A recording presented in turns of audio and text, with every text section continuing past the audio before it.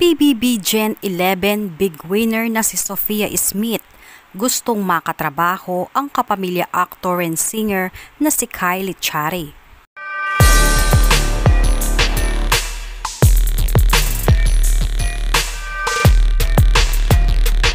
Nasungkit ng ama kabugerang influencer ng Mandaluyong na si Sophia Smith o mas kilala sa pangalan na Fiang ang big winner ng PBB Gen 11 matapos makakuha ng 30.66% na kabuwang boto.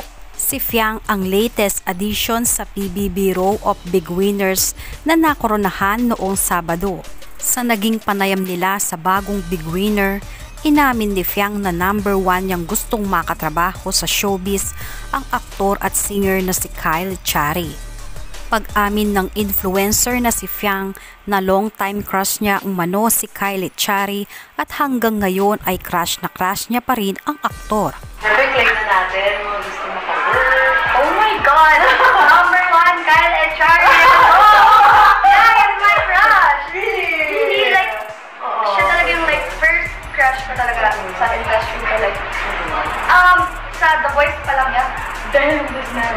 Like, sobrang crush ko until now, and nag-look forward ako ng mga Kinikilig ang Fiang sa kanyang pag-amin at excited na umaasa na balang araw ay magkaroon ng pagkakataon na makatrabaho si Kylie Chari.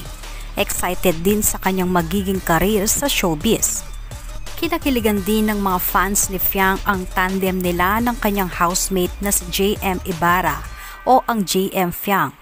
Sa loob pa lang ng bahay ni Kuya ay nakitaan na agad ng chemistry ang dalawa dahil sa sobrang sweet nila sa isa't isa.